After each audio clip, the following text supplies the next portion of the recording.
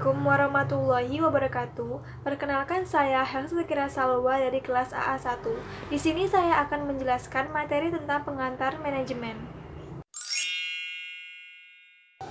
1. Sejarah perkembangan manajemen. Secara perkembangan manajemen tidak jauh berbeda dengan perkembangan manusia itu sendiri. Artinya bahwa manajemen telah berlangsung sejak manusia itu berada di bumi ini. Seiring dengan perkembangan dan manusia untuk memenuhi kebutuhan hidupnya, manajemen berkembang sesuai dengan perkembangan keahlian serta pengecahan dan keterampilan yang diperoleh manusia.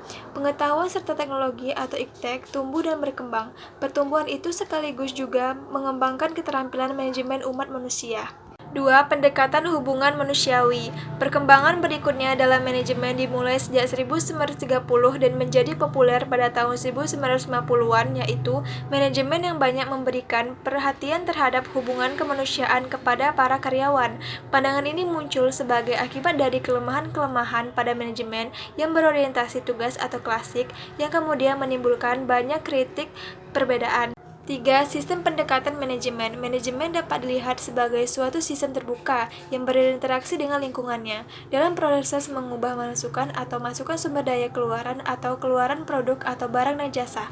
Lingkungan masukan merupakan aspek yang terpenting dalam suatu sistem terbuka. Lingkungan tersebut merupakan tempat asal sumber daya sekaligus umpan balik dari pelanggan yang berdampak pada pengeluaran organisasi. Pengertian MSDM. MSDM dapat dipahami sebagai suatu proses dalam organisasi serta dapat pula diartikan sebagai suatu kebijakan. Sebagai suatu proses, Chasway misalnya mendefinisikan MSDM sebagai bagian dari proses yang membantu organisasi mencapai tujuannya. Sedangkan dalam pengertiannya sebagai kebijakan, MSDM dimasukkan sebagai suatu cara untuk memaksimalkan efektivitas organisasi dalam mencapai tujuannya. Fungsi-fungsi MSDM. 1. Perencanaan untuk kebutuhan SDM.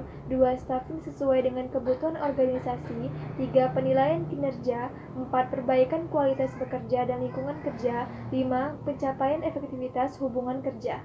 Teori MSDM. Menurut Guest tidak ada teori dalam MSDM. Namun demikian tidak dapat dipungkiri bahwa di belakang MSDM berdiri secara spesifik beragam dalam teori pendukung. Pengertian organisasi. Organisasi adalah suatu sistem tentang aktivitas-aktivitas kerjasama dari dua orang atau lebih, sesuatu yang tak terwujud dan tak bersifat pribadi, sebagian besar mengenai hal hubungan-hubungan. Teori organisasi. Hicks dan Jallet menjelaskan perkembangan teori-teori organisasi secara garis besarnya dapat dikembangkan dalam 3 fase, yaitu 1. Teori klasik. Pada dasarnya, teori klasik menetapkan pada nasionalitas, struktur, dan berbagai sosialisasi. Selain itu juga, paham klasik memandang bekerja sebagai manusia ekonomi atau dianggap manusia yang bekerja tersebut semata-mata di dalam oleh rangsangan ekonomi. 2. Teori neoklasik. Teori ini memandang bahwa organisasi sebagai pengelompokan orang-orang dengan tujuan umum. Perubahan atas dari klasik tidak lain adalah merubah asumsi dasar. 3. Teori modern. Perkembangan lebih lanjut dari teori organisasi adalah lahirnya teori modern yang kadang-kadang disebut dengan teori analisis sistem organisasi. 1. Strategi manajemen hierarki. Hierarki atau jenjang pengambilan keputusan dalam suatu perusahaan biasanya terdiri dari 3 tingkat. Pada puncak hierarki terletak pada tingkat korporasi atau perusahaan, yaitu suatu urusan yang merupakan sebuah kumpulan bisnis yang secara relatif independen, yang kadang-kadang disebut sebagai unit bisnis strategis atau strategi bisnis unit atau SBU. Pada bagian tengah hierarki, pengambilan keputusan terletak pada tingkat bisnis atau strategi kompetitif. Pada bagian bawah hierarki, pengambilan keputusan strategi terletak tingkat fungsional. 2. Strategi proses manajemen strategi. Proses manajemen strategi biasanya terdiri dari 5 tahap, yaitu 1. Analisis lingkungan. 2. Penetapan misi dan tujuan. 3. Perumusan strategi. 4. Pilihan dan penetapan strategi. 5. Evaluasi atau pengendalian strategi. 3. Strategi penerapan atau implementasi.